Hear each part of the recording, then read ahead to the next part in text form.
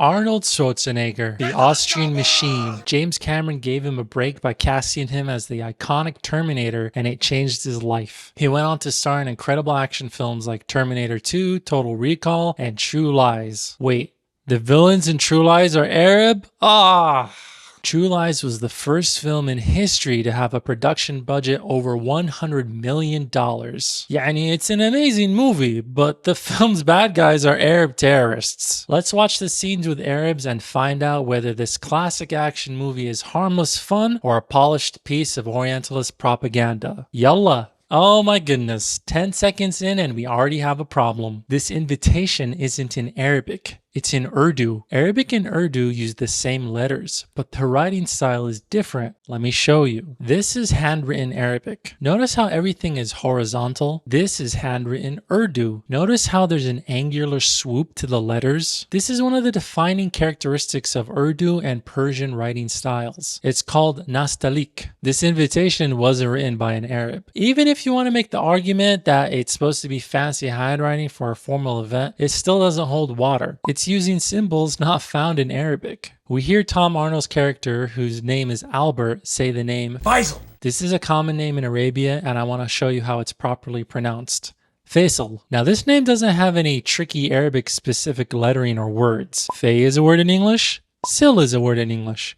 Put it together. Faisal. Why the mispronunciation of Faisal? Faisal. Harry, the name of Arnold's character, walks into a party room and we see two quote-unquote Arabs. This is all kinds of wrong. Let me explain. The traditional Arab cloth headdress is called a qitra. The black cord that holds it down is called an agal. Under the qitra is the gahfiya, a cloth skull cap. It's always worn between your hair and the qitra. Here's what's wrong. Look at the man on the right. The aqal is too far down on his head. This means he's probably not wearing a gafiyya. And look at the back. There's a tie, which I've never personally seen before. The aqal is one piece and you pick the size that fits your head. The aqal on the guy on the left is a thicker style called aqal maqsib. It's typically associated with Bedouin tribes. This is really weird because he doesn't come off as a Bedouin leader, but a rich, modern Arab. Second, the qitra is sloppy. Arabs style the front of it. Some styles include a little point in the middle. That's popular in Saudi Arabia. In Qatar,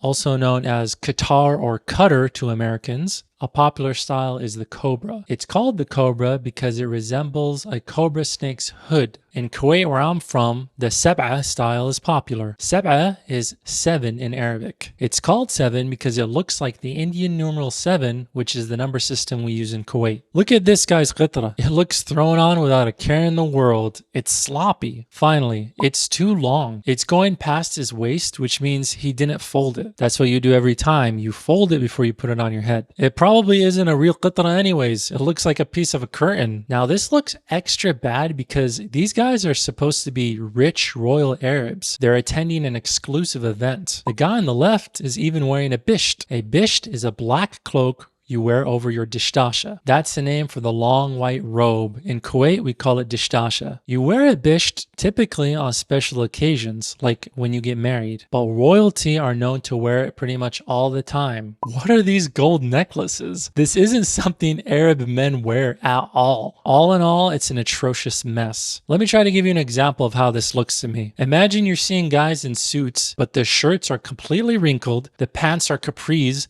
and his tie is wrapped around his neck. That's the vibe I'm getting by looking at these two. Now we get to a famous scene. Arnold Schwarzenegger speaks Arabic. Or does he? He walks up to the two gentlemen and says, Zygenda. Zygenda. This is insane pronunciation. What I think he means to say is, Zayak inta. This means how are you in an Egyptian dialect. But it's weird anyways because technically you can just say Zayak. Inta means you. So him saying Zayak Inta is technically saying, how are you? But why is he speaking in Egyptian dialect when these Arabs are obviously not Egyptian? Their clothing is reminiscent of what people in the Arabian Peninsula wear or even the Gulf countries. It could be that this is the only Arabic dialect the character knows. He follows it with another Arabic phrase and I promise you, I have no clue what he's saying.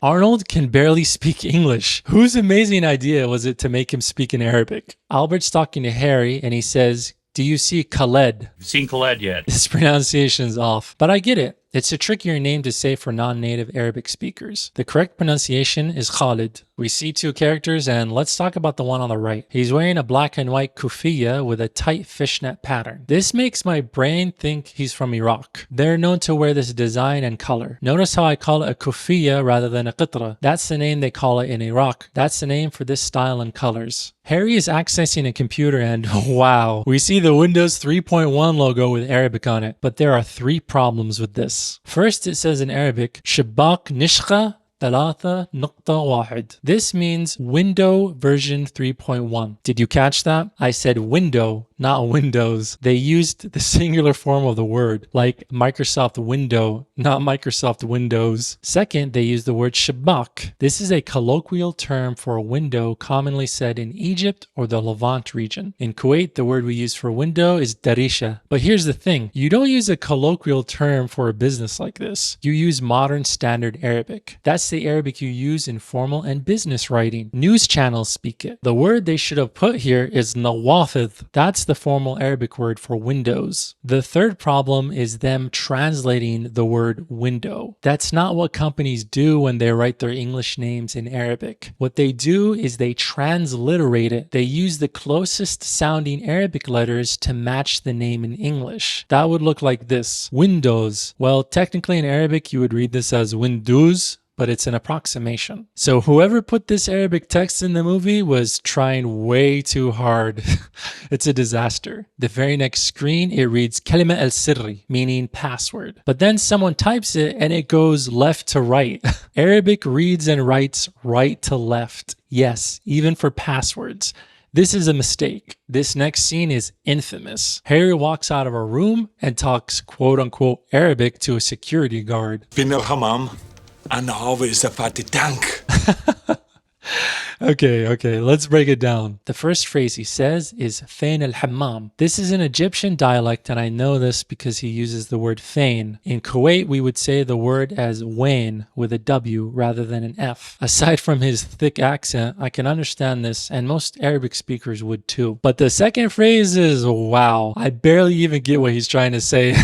Even the Arabic translators knew how bad this was. In some versions of the subtitles, they write perfect Arabic.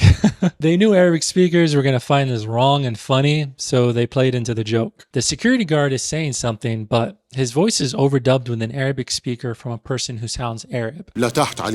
This means no, down on the left. That's correct. But the problem is they're in Switzerland, a non-Arab country. There's a ton of guests from all around the world. Wouldn't the guard speak English? Why is he even speaking Arabic at all? Is he trying to come off as Arab? Arnold, you don't look or sound Arab. If this was a disguise, you already blew it. The real answer is because the people making this movie want him to speak Arabic to let the audience know the people running the show are Arabs. We see another quote-unquote Arab person. This is the worst looking one yet. The agal is super thick, too far down on his head, and his qitra is thrown on horribly.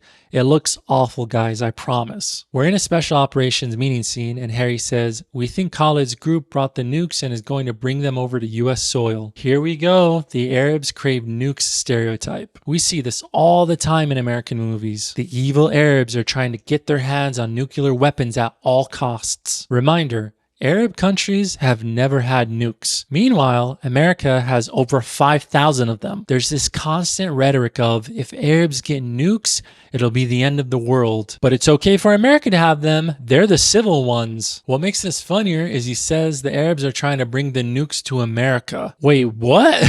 That's insanely stupid. A nuclear weapon can be launched thousands of miles away. These supposed terrorists are stupid if they want to bring them to America. There are thousands of ways they could get caught or for the plan to go bad. But this plot line is done on purpose. They want you to know that Arabs are coming to America to launch nukes. Ooh, scary. Harry meets up with Juno, played by Tia Carrere. They're walking together when Juno sees a bunch of guys sitting around and she speaks Arabic to them.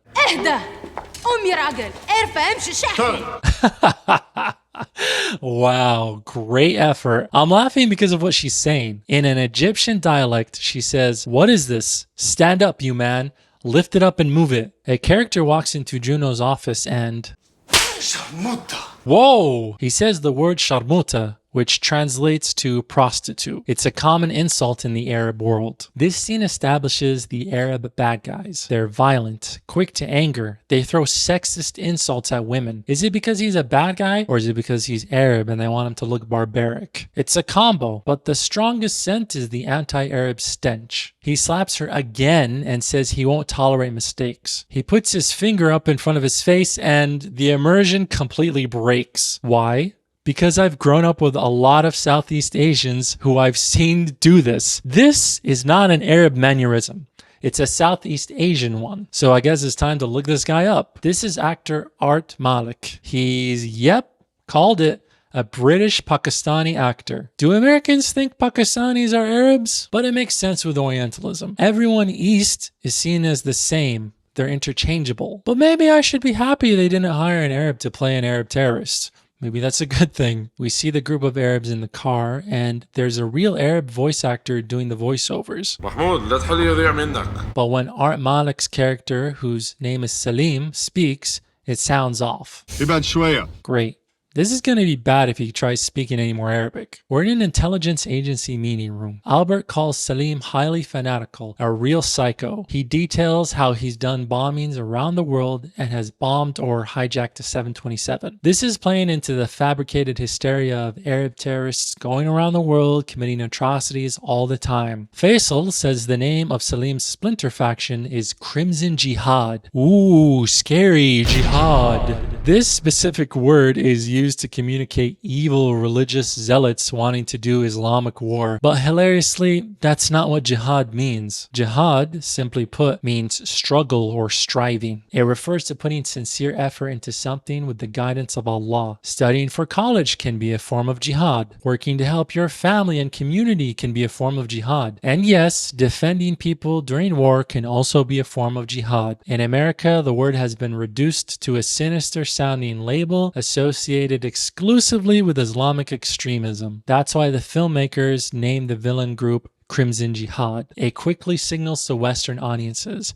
these are evil Islamic extremists. Now, I want to be fair. Real militant organizations have used the term in their names, including Egyptian Islamic Jihad and Islamic Jihad Organization. But that only makes the broader point more important. A rich and deeply meaningful religious concept has been stripped of its context and repackaged in popular culture as shorthand for terrorism. Crimson is also a distinct choice because that word has Arabic origins. It comes from the Arabic word qirmizi and means the same as it does in Arabic, a deep red. You could make the case that it has to do with red blood or death, a fitting name for an extremist organization. If only the writing team put that much effort into making the Arabs look or sound believable. Side note, I'm getting nostalgic seeing all these scenes shot in Washington, D.C. I lived there for 6 years. This is Chinatown, which is so small in D.C. It's just 2 or 3 blocks, but it has this beautiful Chinese-inspired gate at the entrance that we can see in the background here. Bunch of scenes later, and we're in the Florida Keys. The bad guys are preparing shipments of their nuclear bombs. Yalla, yalla. Again, this entire plan is super dumb. Harry is proving he knows what the nuclear warhead is. Then he speaks what I can only explain is gibberish posing as Arabic. Oh, Arnold, sweet Austrian Arnold. I give him credit for trying. We get a scene with Salim making a speech to a camera. In the background, we see people wearing a variety of shmagh and kufiya styles because they want to communicate this is what the bad guys wear, even if they're in America. When Arabs are in America, they're not usually wearing their qitra or shmagh or kufiya. During his speech, Salim is detailing the atrocities America has enacted on his people. I like this because it's showing us his side of the things. Of course, the scene is only 10 seconds and he's doing this surrounded by the quote-unquote bad guys. Plus, they're playing ominous, evil music in the background to make you feel like this guy's psychotic. He says something strange here. Pulls all military forces out of the Persian Gulf area. No Arab would say this. In Arabia, we call this Gulf of water the Arabian Gulf. An Arab would say Arabian Gulf, not Persian Gulf. As he's filming, the battery dies on the camera. But weirdly, the guy holding the camera says, why say it in English? The Arabic way to say this is Battariya. Also, why does he call him Aziz? Isn't his name Salim? I remember reading his name and seeing his mugshot on a computer screen earlier. It's Salim Abu Aziz. Abu means father of. So his name is Salim, father of Aziz. So again, why does he call him Aziz? That's a strange error. This reminds me of the Chuck Norris movie, The Delta Force, which I made a movie about. The main bad guy in that movie says his name is Abdul Rafai. My name is Abdul Rafai. But then there's characters who call him Abdul or Abdu. Abdul, تعال. If you look it up online, it even says his character's name is Abdul. Abdul Rafai and Abdul are not the same names. You don't just shorten it to Abdul. It makes no sense. This just goes to show you the filmmakers don't understand how Arab naming conventions actually work. Same thing's happening here. They call him Aziz when that's the name of his son, not him. A quote-unquote Arab then says Ya Reyes, Ya Reyes. which means president or leader in Arabic, but it's pronounced Ra'is, not Reyes. Ya Reyes. So obviously this person isn't an Arab speaker. Or maybe this is a pronunciation thing. If you're Arab, let me know in the comments if you pronounce it like this. That way we can all learn. The bad guys start chanting and shooting into the air. Genius idea, especially since you want this to be a covert operation. It just reads to me like the Americans are putting this in because they think that's what Arab extremists do. They're always chanting and shooting guns into the air. It's idiotic. We get yet another scene of the bad guys just randomly shooting into the air. Salim stops them and talks in what I can only describe as gibberish. العدو أمامنا والبار من وراءنا. There are Arabic words in there, but it's so bad it hurts. Combine it with the evil sounding music and the propaganda just writes itself. I bet if you changed the music here, like to clown music, then showed this scene to a bunch of Arabs, they'd be dying on the floor laughing at how silly this looks. العدو أمامنا والبار من وراءنا. Thankfully, they cut to Harry so we don't have to keep hearing that, but he magically understands him and perfectly translates it to his wife.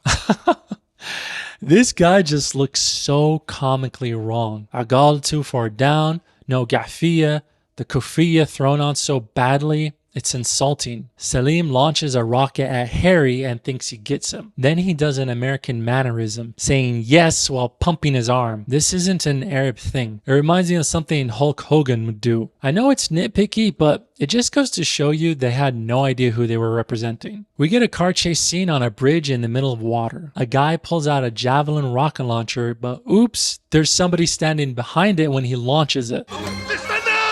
It could be seen as a comedic moment, or it's adding on to the many examples of this movie trying to show the Arab extremists as complete idiots. You decide. But you know, this feels off. It's weird that he's screaming Bismillah because that's not something you say when you're really surprised. It would make more sense for him to say something like, Ya Allah! That would fit a lot better. Okay, I slowed down the scene and the guy isn't even saying Bismillah. They had a voice actor overdub him yelling and saying Bismillah. This one guy in the van says Yakhrab Beitik. This literally means destroy your house. It's a common insult in Arabia. I just have to play you this scene because oof, the Arabic is horrendous from both this actor and Tia Carrera. Hello, هذا يجاوبني؟ حدا بيسمعني؟ Harry runs over to Albert and Albert calls him Aziz too. The same mistake as before. It's Salim Abu Aziz. His child's name is Aziz, not him. What is happening on the head of this guy? He has his qitra tucked into his agal. And what kind of qitra is that? I'll tell you. It's a towel. They made him a towel head, which by the way, towel head is an ethnic slur towards Arabs. Yikes. Harry is in a Harrier jet. He's rising up the skyscraper, then looks through a window, and they make the American hero look like a terrorist. He starts firing into the building to indiscriminately kill the bad guys. Hello? He said he was on his way to save his daughter. How did he know that his daughter wasn't in the room when he started shooting into it? But don't think about that. The heroic music is playing. This is the good guy. You're supposed to cheer him on as he's murdering all the evil Arabs and potentially his daughter. The movie ends with Harry and Helen doing a tango. So what do I think about this movie? It's an astonishingly offensive anti-Arab mess. It portrays Arabs as one-note fanatics and then doubles down by making them as incompetent as possible. Their plan is absurd, smuggling a nuclear warhead into America, and the entire time they stumble through the story like villains in a live-action Scooby-Doo episode. They have no depth beyond wanting to kill Americans. To be fair, the film gives Salim a whole 10 seconds to explain his motives. But that's undercut by ominous music and sinister lighting to make whatever he says evil, wrong, and bad. The message is crystal clear. Arabs are evil. Arabs want to hurt Americans. Arabs are obsessed with nuclear weapons. And Arabs are too stupid to be taken seriously. You might think that a filmmaker responsible for Terminator 2, Titanic, and Avatar had some deeper reason for depicting Arabs this way. But when director James Cameron was confronted about villainizing Arabs in 1994, he said, "I just needed some convenient villains. It could have been anybody. I could have picked Irish terrorists." Wow, really? You think anyone's gonna buy that? It's a deflection and frankly hard to believe. Does James Cameron think we're as stupid as the Arab extremists in this movie? The intent is obvious, and as an Arab, it's painful to watch. So where does True Lives land on the Habibi movie tier list? This is an easy one. Z tier. The Arabs are painted as diabolical. The villains are cartoonish, shallow, and defined entirely by two traits: evilness and stupidity. This movie comes off as propaganda, and that's why it belongs in Z tier. That said, I want to end on a surprising note. True Lies is incredibly entertaining. The action sequences are spectacular, especially the bridge chase one and the finale with the Harrier jet. This movie is 95% practical effects. Things look incredible. The story is fun. It was made with a lot of heart. The comedy blended with action gives the film a unique energy, like it was ahead of its time with blending those two genres. It's thrilling, funny, and expertly crafted. But its legacy is permanently damaged by the way it demonizes Arabs in so many ways. It genuinely breaks my heart.